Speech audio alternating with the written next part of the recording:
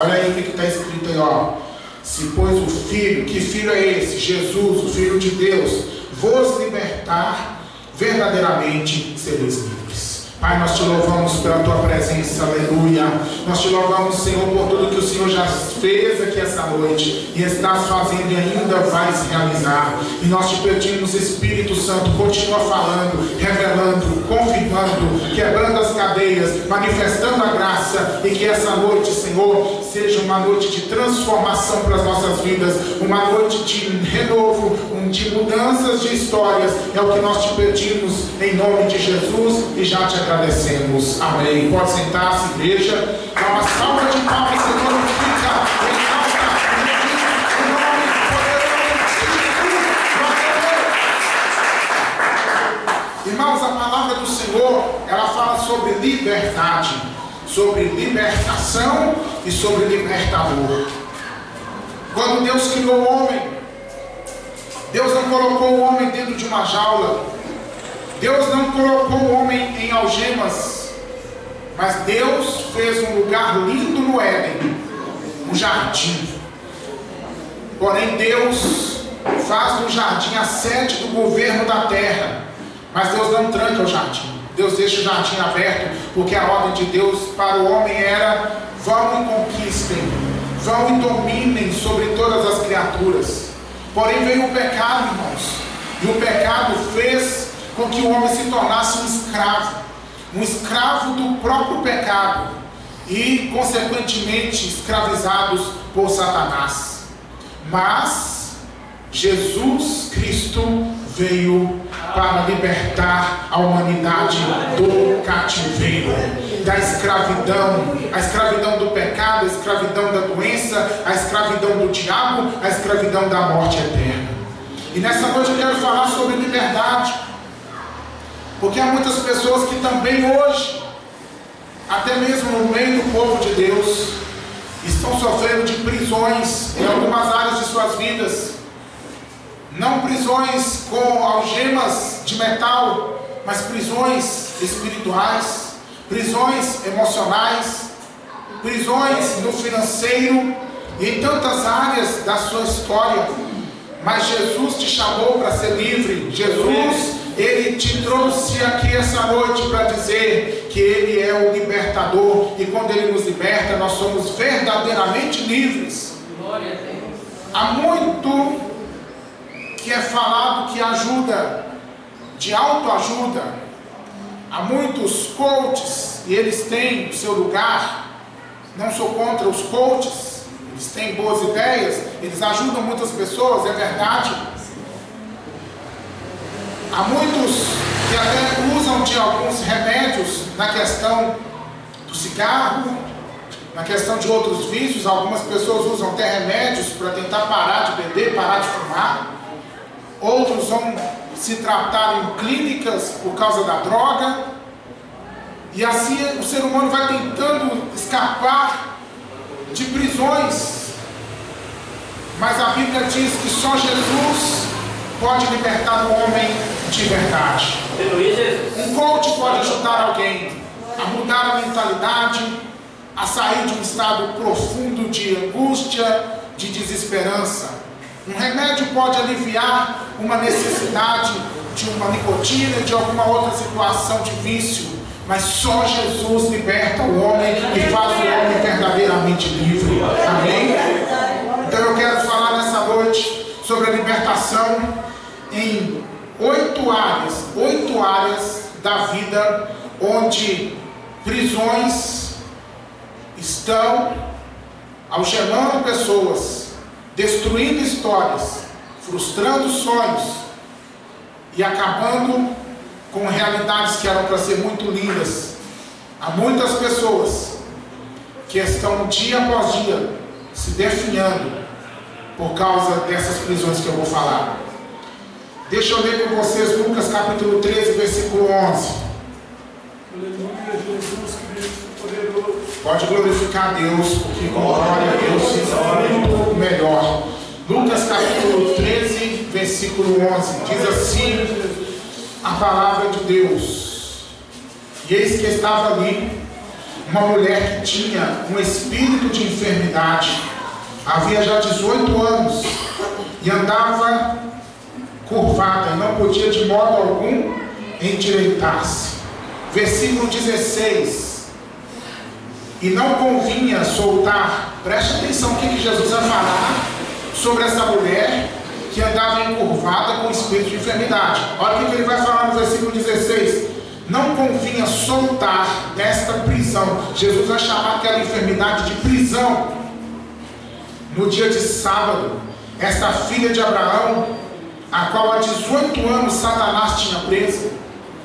Então Jesus fala que aquela mulher andava encurvada com uma enfermidade que não era uma enfermidade de origem física, mas era de origem espiritual. Uma enfermidade que Jesus vai falar que era um espírito enviado por Satanás e que mantinha aquela mulher presa naquela situação. Espírito de enfermidade que aprisiona pessoas. O que é um espírito de enfermidade? É um demônio que entra no corpo da pessoa e faz uma mudança na biologia, na estrutura física, biológica, fisiológica, neurológica, de forma que aquela pessoa fica doente. E essa é uma enfermidade que o remédio não resolve, que o tratamento não resolve. E muitas dessas enfermidades, elas nem conseguem ser diagnosticadas, porque a doença está ali. Mas na hora que vai fazer um diagnóstico, vai fazer um raio-x, vai fazer um eletrocardiograma, um eletroencefalograma, algum tipo de exame mais profundo, sabe o que o demônio faz?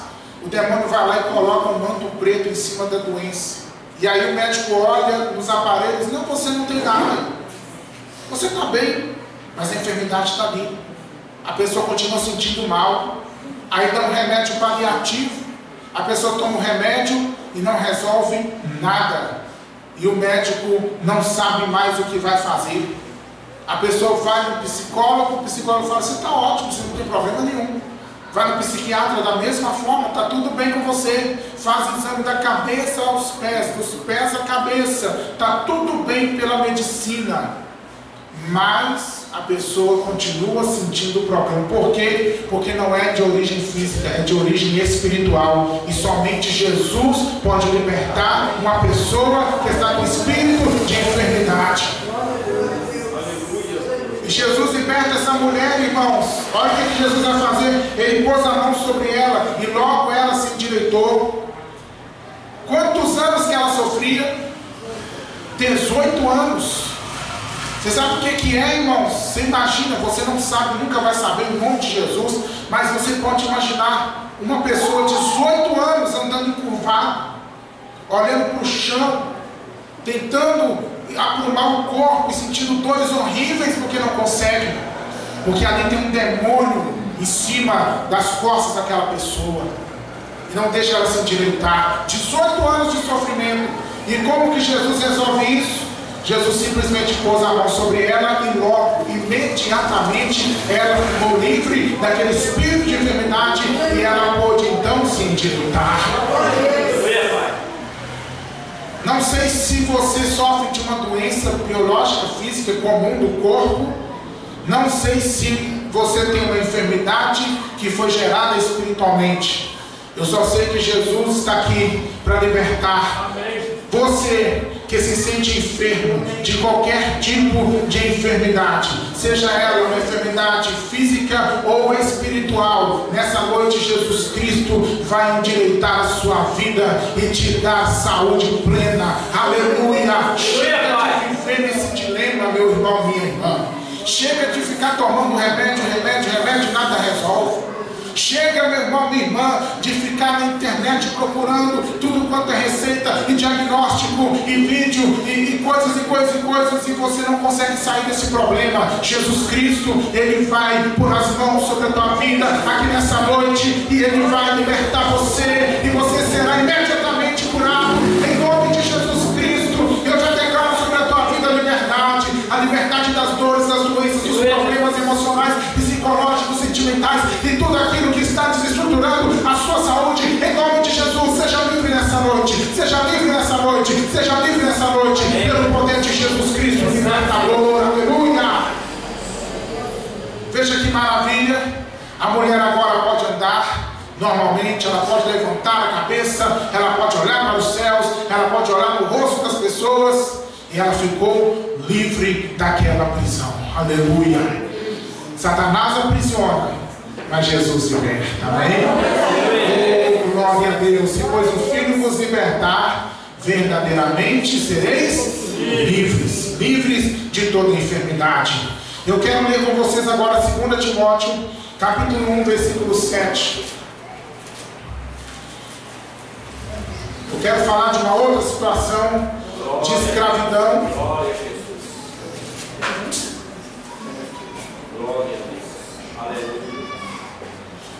Paulo está aconselhando um jovem pastor chamado Timóteo para que ele não ficasse fora do chamado de Deus, porque Timóteo tinha um dom, mas esse dom estava apagado por causa de uma situação que ele estava sofrendo. E Paulo vai dizer para ele aqui: Deus não nos deu o espírito de temor, o espírito de medo, mas de fortaleza, de amor e de moderação. Por que Paulo diz para ele isso? Porque no versículo 6 Paulo vai dizer: desperta o dom de Deus que está na sua vida. E por que ele não despertava o dom? Por causa de um espírito de medo que estava atacando ele. Ele estava com medo de ser usado por Deus, com medo de fazer a obra, com medo do ministério, com medo das responsabilidades. Então, igreja, existe o medo natural, sim. Existe o medo do perigo, existe o medo daquilo que a gente sabe que é um risco para a nossa vida, e até certo ponto o medo é uma segurança para nós. Porque se a gente não tivesse nenhum tipo de medo, nós simplesmente estaríamos destruindo a nossa vida. Porque ninguém ia se cuidar por causa da altura, por causa da água, por causa de um fogo. Ninguém ia tomar cuidado com nada. Todo mundo ia partir para cima de qualquer situação, porque não tem medo de nada. O medo, até certo ponto, ele é normal, ele é natural e é até necessário. Mas quando fala de um espírito de medo, é uma situação que passa da normalidade. É aquela situação onde a pessoa ela fica travada na vida, ela não realiza nada. Veja que Timóteo era um homem de Deus, que Timóteo era um servo do Senhor, que recebeu imposição de mãos do apóstolo Paulo, que recebeu o dom de Deus, mas ele não estava fluindo no ministério porque ele estava sendo atacado por um espírito de medo. E aí Paulo vai dizer: Timóteo, desperta, porque o espírito que está na sua vida não é espírito de medo, mas é espírito de poder, é espírito de ousadia, Timóteo. Glória a Deus. Então, igreja, nós precisamos despertar para essa situação, porque tem muita gente hoje também que está aprisionada por um espírito de medo. Gente que não consegue fluir, não consegue avançar, não consegue conquistar. Gente que tem talento, que tem potencial, que tem inteligência, que tem força, que tem coragem, mas na hora de realizar, na hora de avançar, é travado. Tem gente que é tão perturbada pelo espírito de medo, que tem medo de quem já morreu e tem medo de quem está vivo. Tem gente que tem medo da multidão e tem medo da solidão. Tem gente que tem medo da noite e tem medo do dia, irmãos. Isso é uma situação muito escravizadora. A pessoa que vive com medo, medo de tudo. Medo de morrer, medo de viver, medo de avançar e medo de ficar parado na vida e não conquistar nada. O medo é terrível. Mas Jesus é aquele que liberta do medo. Se a sua vida está sendo atacada por um espírito de medo, se você sabe, você que sofre, você sabe que esse medo que você sente não é normal, não é natural, você mesmo não consegue explicar qual é a razão de tanto medo. Tem gente aqui que tem medo dentro da sua própria casa, tem medo dentro de casa. Tem gente aqui que não entra em determinados cômodos da própria casa, porque tem medo de entrar ali naquele determinado cômodo, dentro da própria casa. Escravo dentro de própria casa. Em nome de Jesus, essa situação acaba hoje. Porque todo espírito de medo que estava paralisando você. E o medo é paralisante, irmãos. O O medo deixa a pessoa como uma estátua, ela não tem reação quando ela está possuída pelo medo. A pessoa pode ter a maior arma na sua mão, a mais poderosa arma, mas se o medo consegue cercar essa pessoa, ela não consegue usar a potência que tem nas suas mãos. Mas nessa noite, em nome de Jesus, eu declaro liberdade sobre a tua vida. Todo espírito de medo que estava te assombrando, todo espírito de medo que estava amarrando você, que estava te impedindo de tomar as decisões que podem te prosperar, que estava impedindo você de avançar na sua vida profissional, que estava impedindo você de crescer espiritualmente, todo o medo, eu repreendo agora na autoridade do nome de Jesus, e eu declaro que o libertador liberta você, e esse Jesus que liberta, te liberta verdadeiramente, e te dá nessa noite o poder do Espírito Santo, que é espírito de ousadia, que é espírito de coragem. Aleluia, você vai ser ousado, chega de estar aprisionado, em nome de Jesus, essas cadeias são quebradas. Aleluia, o Senhor te dá ousadia e te dá coragem para viver tudo aquilo que Ele planejou para a tua história, em nome de Jesus, em nome de Jesus, em nome de Jesus. Aleluia. Eu quero ver com vocês 1 Samuel 16, versículo 14. Oh, glória, obrigado pela água, irmã. 1 Samuel 16, versículo 14. Vai glorificando o nome do Senhor.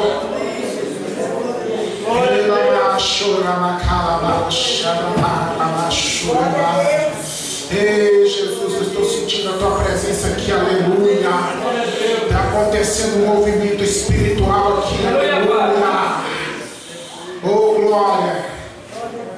1 Samuel 16, versículo 14. A palavra de Deus, ela é viva e eficaz, mais penetrante do que espada de dois gumes, e ela é apta para penetrar até a divisão da alma e espírito, apta para discernir os pensamentos e intenções dos corações. Eu digo para você que essa palavra de Deus é viva, poderosa, está entrando na tua vida, está realizando nessa noite a vitória. Aleluia, diz assim, irmãos, 1 Samuel 16, 14. E o Espírito do Senhor se retirou de Saul, e atormentava-o um espírito mau da parte do Senhor. Então, Saul era rei, cheio do Espírito Santo, mas ele pecou repetidas vezes, nunca se arrependeu, até o momento em que o Espírito Santo se retirou de Saul. E no lugar do Espírito Santo, Deus permitiu que viesse um espírito mau, um espírito maligno, que aqui diz que atormentava Saul. Esse espírito maligno atormentava, perturbava Saul, irmãos, de tal forma que Saul estava lá no palácio, sentado no trono, e de repente ele começava a gritar igual um louco e queria matar as pessoas, e ninguém conseguia acalmar ele, ele ficava totalmente fora de si.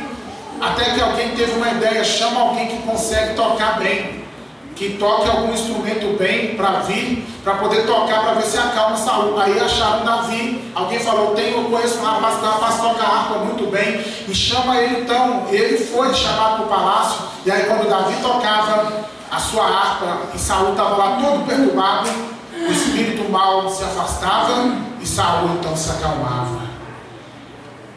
Esse é um espírito de opressão. O espírito de opressão, ele não está dentro do corpo da pessoa, ele está fora, mas ele está pressionando. O espírito de opressão, ele está ali, abraçando a mente da pessoa, as emoções, os sentimentos, abraçando todo o sistema neurológico da pessoa, de tal forma que a pessoa, ela fica sufocada, perturbada, e todos os seus sistemas entram em crise. Todo o seu sistema neurológico, circulatório, locomotor, tudo fica desestabilizado quando essa pessoa está oprimida.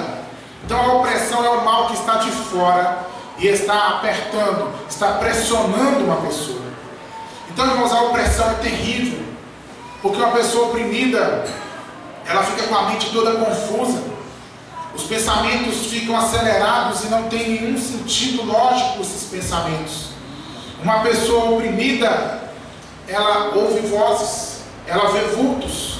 Uma pessoa oprimida, irmãos, ela não tem alegria de viver, ela não tem paz na sua alma. Uma pessoa oprimida, ela sente um peso constante, ela vive carregando um peso constante, é um cansaço inexplicável, sabe? É uma situação que o coração está sempre apertado, sempre triste, sempre angustiado, e isso são alguns sinais de opressão.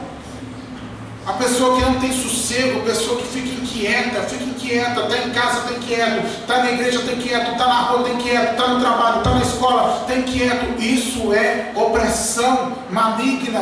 Pessoa que não consegue,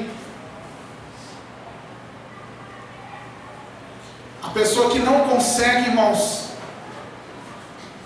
conciliar o sono. A pessoa que não consegue, irmãos, muitas vezes se alimentar direito. A pessoa oprimida na hora da adoração, a mente não liga, a mente não conecta com o céu. A pessoa oprimida na hora do louvor não consegue louvar, porque às vezes pode cantar com a boca, mas a mente não está conectada no momento. A pessoa oprimida, dependendo do grau, do tipo da opressão, quando ela vai ler a Bíblia, até as letras se confundem, vem um sono inexplicável. Isso são sinais de opressão. É uma irritabilidade fora do normal. É normal estar cansado, fica irritado, está com algum problema para resolver, fica ansioso, fica irritado, sabe? São coisas que são normais. Irritabilidade, gente, todos nós passamos em algum momento da nossa vida, mas tem irritabilidades que não são normais, que a pessoa pensa, olha, está bem, finanças, saúde, família, está tudo bem, por que eu estou com essa raiva no meu coração? Por que eu estou a ponto de explodir? Por que o primeiro que olhar para mim assim, eu já estou querendo partir para cima? Por quê? É um estado de opressão. Mas Jesus está aqui para dizer para você que Ele veio para libertar os cansados e oprimidos. Mateus capítulo 11, versículos 28, 29 e 30, Jesus está chamando: vinde a mim, todos vós que estáis cansados e oprimidos, e eu vos aliviarei. Aleluia, tomai sobre vós o meu jugo e aprendei de mim, que sou manso e humilde de coração, e encontrareis descansos para as vossas almas, porque o meu jugo é suave e o meu fardo é leve. Em nome de Jesus, nessa noite, toda a opressão que estava sobre a sua vida, todo espírito maligno que estava aí pressionando você, te atacando, te cercando, te sufocando, em nome de Jesus, a opressão sai, porque a Bíblia diz que aonde está o Espírito de Deus, aí há liberdade. Onde está o Espírito de Deus, aí há leveza. Aonde está o Espírito de Deus, aí há tranquilidade. Aonde está o Espírito de Deus, aí tem paz, aí tem alegria, aí tem bondade, benignidade, paciência, domínio próprio. Aonde está o Espírito de Deus, aí tem vitória. E o Espírito de Deus está aqui. O Espírito de Deus está aqui com você. Está quebrando esse jugo opressor. Em nome de Jesus, seja livre, seja livre, seja livre. Aleluia. Seja livre. Em nome de Jesus. Mas tem uma outra algema que se chama possessão. E aqui, irmão, já é um grau ainda mais grave da ação de espíritos malignos. Nós vamos ver vários casos de possessão. É quando o demônio entra no corpo da pessoa e aí ele já domina tudo na pessoa. A opressão, o demônio está de fora, os espíritos malignos estão de fora, atacando e apertando. Mas a possessão, eles já entraram, já dominam todo o sistema psicológico, emocional, locomotor, sistema de fala. Então a pessoa, ela vira praticamente uma marionete do demônio. E eu quero ver com vocês Marcos capítulo 5, no versículo 8, é uma história muito conhecida do homem endemoniado de Gadara. E este homem, ele chegou numa situação de ser possuído não só por um demônio, mas por 6.000 demônios, que era uma legião. Uma legião tinha 6.000 demônios. Marcos capítulo 5, versículo 8.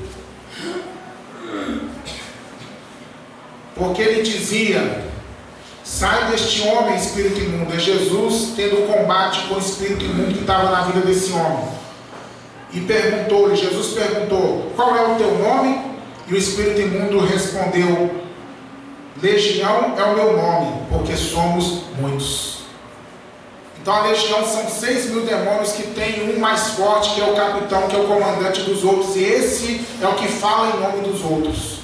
Mas ele vem ali com uma falange de 6.000. Que situação miserável que esse homem vivia, irmãos. Morava no cemitério, se cortava com pedras, não vestia roupa, ficava gritando de dia e de noite. Tentaram prendê-lo, tentaram levá-lo à força para casa, para tratá-lo, mas não conseguiam, porque os demônios todos davam a ele uma força sobrenatural, que ele quebrava tudo. Até o dia que Jesus chegou. Quando Jesus chegou e colocou os pés na terra de Gadara, aqueles 6.000 demônios foram correndo se prostrar aos pés de Jesus. Porque Jesus é um só, mas ele tem todo o poder nos céus e na terra e debaixo da terra. Jesus é um só, mas o inferno treme, o inferno cai, o inferno são milhares e milhares, milhões e milhões e milhões de demônios, mas nenhum deles, nem eles juntos conseguem diante da presença de Jesus. Quando Jesus chega ali, Jesus com uma palavra diz: sai deste homem. E aqueles demônios todos saíram e o homem ficou liberto. O homem voltou para casa vestido, são, em perfeito estado, e ainda se tornou um pregador da palavra de Deus, porque é isso que Jesus faz. Então o estado de possessão, irmãos, é quando o demônio já entrou no corpo da pessoa e a pessoa já não é mais dona de si. Em um momento é a pessoa, em outro momento já é o demônio. Muitas vezes a pessoa está conversando com a outra, na hora que o demônio quiser, ele toma a boca da pessoa e fala o que bem quer. Depois a pessoa volta assim, não lembra de mais nada que aconteceu. A pessoa é levada a cometer crimes hediondos, que o ser humano pensa, que nós, pessoas livres e normais, pensamos: isso não é um ser humano que fez um negócio desse. Não tem capacidade de ser só um ser humano. Porque muitos estão possuídos de demônios que levam eles a uma situação muito, muito, muito abaixo do que qualquer situação que o mais repugnante animal poderia viver e fazer.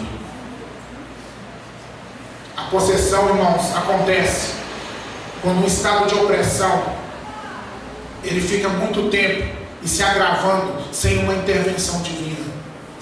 Então, quando alguém chega a ficar possuído, é porque já está oprimido já faz tempo e não ora, não recebeu uma oração, não recebeu uma busca de Deus, não jejuou, não lutou contra, vai se rendendo dia após dia àquela opressão, até que o demônio consegue uma brecha para ele então entrar.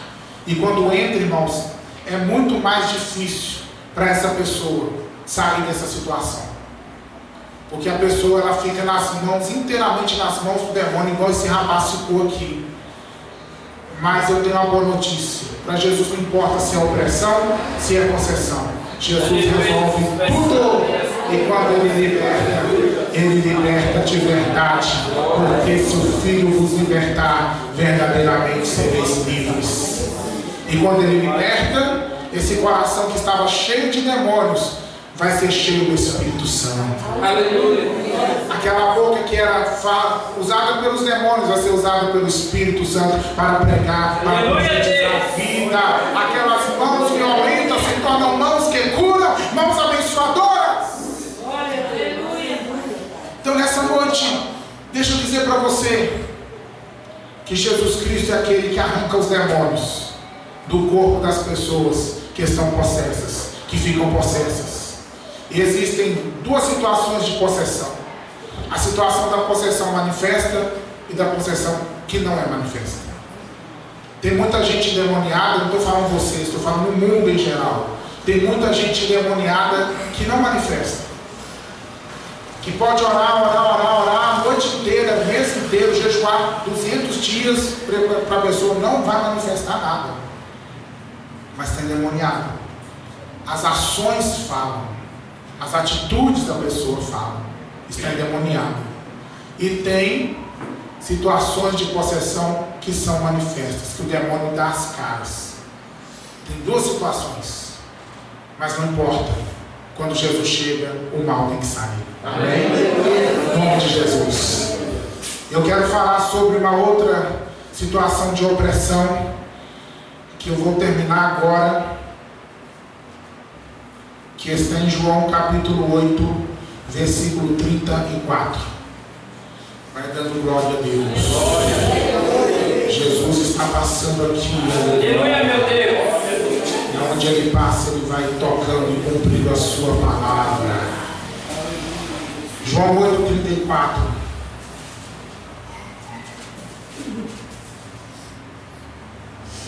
Oh, glória a Deus. Glória a Deus pelo versículo 36. Aleluia.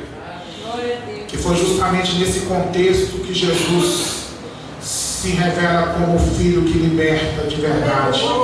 Deixa eu ler o versículo 34 então. Respondeu-lhes Jesus: em verdade vos digo que todo aquele que comete pecado é servo do pecado. Irmãos, a pessoa que ela vive na prática constante do pecado, sem arrependimento, sem proposta de mudança de vida, sem buscar sair dessa situação de erro, essa pessoa, a Bíblia diz que se tornou um servo. O que é um servo? É um escravo. O escravo do pecado. Então o pecado é uma situação que algema, que aprisiona também muitas pessoas. E eu falava lá no Luanda ontem, que eu já conversei com pessoas, irmãos, que choram. Pessoas que choram e dizem: eu quero sair disso, eu preciso sair disso, eu não aguento mais nessa vida que eu estou vivendo, esse estilo de vida. E a pessoa chora e diz: mas eu não consigo. O pecado, irmãos, é terrível. O pecado escraviza. Em um momento ele se apresenta como algo bom. O pecado se apresenta como algo prazeroso, chamativo, interessante. Mas uma vez que ele consegue captar aquela pessoa, que ele consegue aquela pessoa, aí então vem as dores de alma, as dores de consciência, vem as aflições, vem os vazios, vem os sofrimentos psicológicos, emocionais e espirituais. Aí vem então aquela sensação de afastamento de Deus. Então o pecado é escravizador. E para entrar em uma vida de pecado é fácil, mas para sair, meus irmãos, é só Jesus para tirar. É só Jesus para tirar. Quantas pessoas que eu conheci que viviam uma vida maravilhosa com Deus, uma vida abençoada, mas que não vigiaram e que caíram em determinados tipos de pecados e que nunca mais se levantaram. Que Deus abençoe, que se levantem, mas que nunca mais se levantaram. E já faz anos. Caíram em prostituição, caíram na droga, caíram em até situação de feitiçaria. Conheci pregadores que pregaram comigo e que hoje estão no terreiro de macumba e não conseguem sair mais, porque o pecado realmente escraviza a pessoa. E ele escraviza e faz a pessoa, como diz a Bíblia, né? Por causa de uma mulher leviana, uma pessoa pode chegar até mendigar o pão. E aí eu me lembro da parábola que Jesus conta do filho pródigo, daquele rapaz que tinha tudo na casa do pai. Glória a Deus. O pai era fazendeiro, tinha uma vida cheia de prosperidade, mas um dia ele olha para tudo aquilo e ele pensa assim: isso está muito chato para mim, isso para mim aqui está pequeno demais, eu quero conhecer o que tem lá fora. E ele perde a herança, ele recebe a herança, e ele vai conhecer o mundo, e a Bíblia diz que ele gasta tudo o que ele recebeu, com a farra, com a bagunça, com o pecado, até que lá longe, quando já não tinha mais dinheiro, não tinha mais o que gastar, chega a fome na terra, e aquele homem Ele cai, um filho de fazendeiro, irmãos, um homem riquíssimo, ele cai num estado tão miserável, porque é essa situação que o pecado leva a pessoa, mais cedo ou mais tarde, a um estado tão miserável que aquele homem começou a trabalhar para um senhor daquela terra, cuidando de porcos. É um contexto judaico, é uma parábola de uma história judaica, e para o judeu o porco é um dos animais mais desprezíveis, imundo, sujo. Então quando diz que aquele rapaz foi trabalhar para cuidar de porcos, está falando que ele caiu realmente em um abismo profundo na sua vida. E pior, ele tinha tanta fome, que quando ele viu os porcos comendo as bolotas, o que eram as bolotas? Era um tipo de leguminosa, era um vegetal que eles colocavam os porcos comerem, comida de porco. O rapaz ficava com vontade de comer aquilo, irmãos. Olha que tristeza, para uma pessoa que tinha mesa farta, ficava com vontade de comer até comida de porco. Essa situação até onde o pecado pode levar alguém. Mas um dia ele lembra da casa do Pai. Um dia ele tem a humildade de querer voltar. E quando ele volta, ele é recebido de braços abertos. Quando ele volta, o pai diz: meu filho voltou, traz roupa nova para ele, coloca um anel no dedo dele, coloca sapato novo e vamos fazer uma festa. Pega o bezerro cevado, aquele bezerro que eu estou engordando já faz anos, ele ali, ó, traz ele agora e vamos fazer uma grande celebração. E o filho mais velho não entende nada porque estava lá trabalhando, e ele chega e escuta o barulho: que festa é essa que está acontecendo? Alguém diz para ele: esse aí é teu irmão que foi embora, ele voltou, teu pai está recebendo ele com alegria. O menino fica revoltado lá fora, mas aí o pai vai conversar com ele. Ele diz: pai, esse irmão meu estava lá perdido, gastou tudo, o senhor recebe ele desse jeito, eu sou teu filho, estou sempre aqui fiel, eu nunca tive direito a ter um cabrito. Aí o pai fala para ele da riqueza de quem está na casa do pai. Quem está na casa do pai não precisa de uma festa específica, porque quem está na casa do pai está à disposição dele. Toda a riqueza que o pai tem, toda a abundância do pai. Aquele que volta precisava de uma festa para ele ser novamente reconectado à família, para ele se sentir novamente o valor que ele tinha para o pai. Mas o filho que estava ali constante, ele precisava entender o que o pai disse para ele: meu filho, tudo que eu tenho é teu, tudo que é meu é teu. Ou seja, o bezerro cevado que eu estou doando para o seu irmão já era seu. Essas músicas, essa festa, esse banquete que eu estou fazendo para o seu irmão, isso tudo aqui já era seu. Você podia pegar e fazer a hora que você bem quisesse, porque é seu. Agora seu irmão precisava desse momento, porque ele estava perdido e foi achado. Ele estava morto e reviveu. Então, igreja, o pecado escraviza, mas Jesus é aquele que liberta do poder do pecado.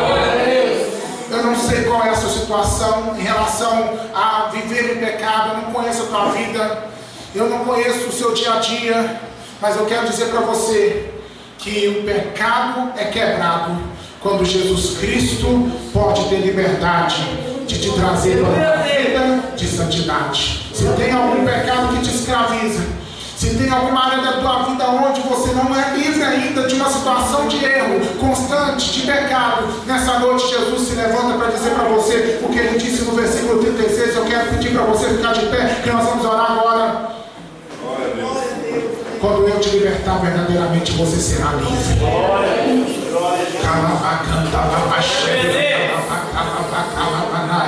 Diga assim comigo: eu creio, Senhor, no teu poder libertador. Que nos liberta da enfermidade, do medo, da opressão, da possessão e também do pecado. Porque em ti, Jesus,